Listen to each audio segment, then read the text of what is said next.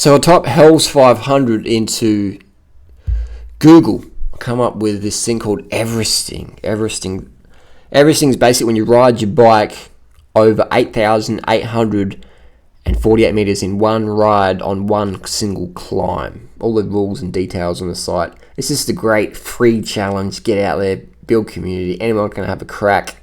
If you can ride your bike up a hill, you can have a go. I wonder if there's any hand cyclists out there who've had a crack at this. I wonder if it's possible. I reckon Grant Allen would be a contender. That would be a pretty incredible effort, doing an Everesting attempt on a hand bike. We'll see if that's possible.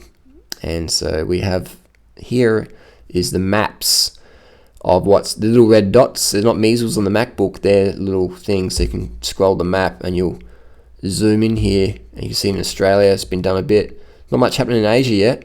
Not much happening in Thailand. So no Everesting done in Thailand yet. Hopefully someone will do one soon. There we go. Bangkok, Thailand's looking pretty cash. But you can see it's getting popular in Australia. And so if you look down here, you can see when it was done. This is basically, it's not a leaderboard. This is just, if this is the Hall of Fame. If you have done an Everesting challenge, you will be up here if you submit your data to the Hells 500 crew. So Norton Summit, I did it last weekend, the 9th of the 11th. Rob Wood did Corkscrew Road in the same day. He came and said good day when I was still going. It took me 370 kilometers.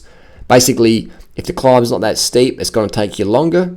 And if it's steeper, it's going to take you less time. So it depends what you want to do. You want to go long, or you want to go steep. You can do both even on different days. So it's very cool fun. Everesting's a great little challenge, and it's just fantastic. So let's have a look at the data on that ride I did. So you can see here on my activities, I've been riding every day since. No worries. Did actually do some running races this week. 3,000 meters on the track. Did a 400. Did a 102 PB. And been out riding every day since the Everesting thing. It didn't knock me around at all. I think I credit that due to lots of water, high carb diet, obviously, and I didn't use any stimulants or painkillers because I mean they definitely help performance. Taking ibuprofen, caffeine, coffee, caffeine pills, caffeinated gels definitely helps, but I don't like the feeling the next day when you're a bit trashed out. So here we have the ride, 370 Ks, over 8,848 meters, so elevation higher than Mount Everest. As long as you do Mount Everest, you will be on the Everesting Hall of Fame and you record it on Strava. Here's a little tip here. I use my Garmin Edge 1000, which has a very shitty battery life for a $600 unit. But what I did is I used a little portable battery, which I had on my top tube, and charged my Garmin up. So the Edge 1000, great unit, great screen, shitty battery life if you're doing anything over 200 kilometers. And so we can see the data here. This is what average speed, 20. That's not much average speed, mate. That's not much at all. It's pretty slow, mate. Need some more protein. Average speed means fuck all. Average speed means fuck all. We average speed in a criterium faster than the Tour de France average. But average speed doesn't mean anything. There's so many variables. You'd be going uphill. You'd be going downhill. We go into the tailwind, back of the group, drafting, slow tires, heavy bike, carrying stuff. Average speed means fuck all. You don't want to worry about that. Even heart rate doesn't mean anything because heart rate is variable highly. What you want to focus on is power. So weighted power is what you want to focus on. Average power, 165 watts. So about 2 watts per kilo, which is my goal is to keep under 3 watts per kilo on these rides when I'm going by myself. I obviously hit 737 watts doing some attacks at the start of the ride because Norton Summit, it's always time to race up there. But when I was riding by myself, I was really going cash, really going cash. So it took me about 20 hours total time. Started at 7 a.m. in the morning, finished about 3 a.m., got to bed about 4:30 a.m. roundabouts. 18 hours moving time, 20 hours total time. Calories, 9,500. What did I eat during that calorie burn? 9,500 calories. That's a lot of calories. I ate dates. I started with dates. I had fruit juice. I had vegan gummy bears. I had potato gnocchi. Vegan really made it for me. I had Cliff bars, Talk gels. And that's a bit of sugar and water, organic sugar and water. Fruit juice, I think I said that. Basically just carbs to keep me stimulated, keep the appetite going so you can have the incredibly high workload. I didn't use any caffeine. I didn't use any painkillers. They're very common in swimming, cycling, running, etc. Painkillers and caffeine, stimulants and painkillers, you just fucking fly. relative to what you would otherwise, especially in a long ride. But I didn't want to use those because I felt it was sort of makes it a bit too easy. You know, I wanted to do it full natty bra. I've used painkillers. I've used caffeine before. That shit really fucking works, and it's totally legal, but it's very common to use. But so I just wanted to say I didn't use it in this ride, just for personal reasons. I definitely like the feeling the next day when I don't use anything. I just feel better. And I'm not a professional cyclist or swimmer. I'm not a professional soccer player, so I don't need to take anything to really boost my performance, because I can just roll around and look at the birds flying in the trees and the koalas crossing the road.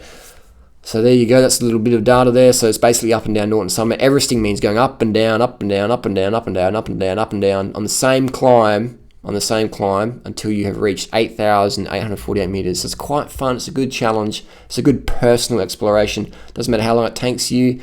Basically, the rules are do it in a single ride.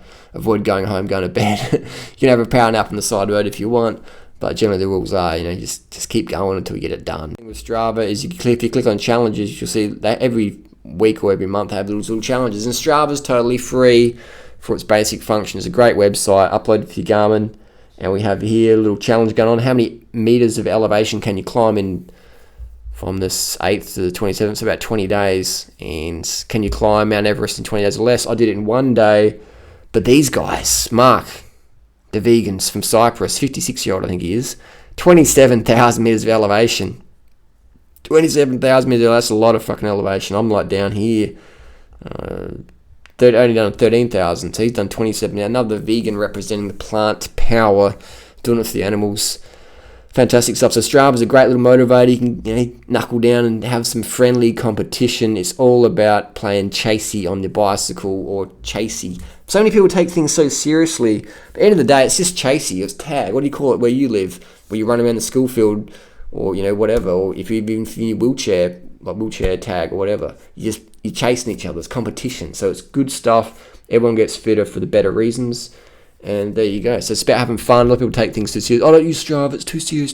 So come on, relax, mate. It's just a fucking website. Come on. It's just a bike ride or a run or a wheelchair spin. Don't take it so seriously. Just relax and have fun and upload. It's not the World Championships, even if it is, just relax and have fun, because life's too short. You could be dead tomorrow. So there you go. Hopefully I answered the questions for you. I had all my food stashed in the backpack on the side of the mountain, a bit of string, just pulled it up, filled my pockets up every hour or so, every 2 hours. Water-wise, had 10-litre cask of spring water on the side of the road in the shade, and just stopped and filled up my bottles when needed. And that's it. So no real support other than the time Freely came along, and plenty of people gave me some support as we were riding up and down, so that was much appreciated. That's all the stats and facts. If you want more, post the comments down below. We'll bang out some more vids.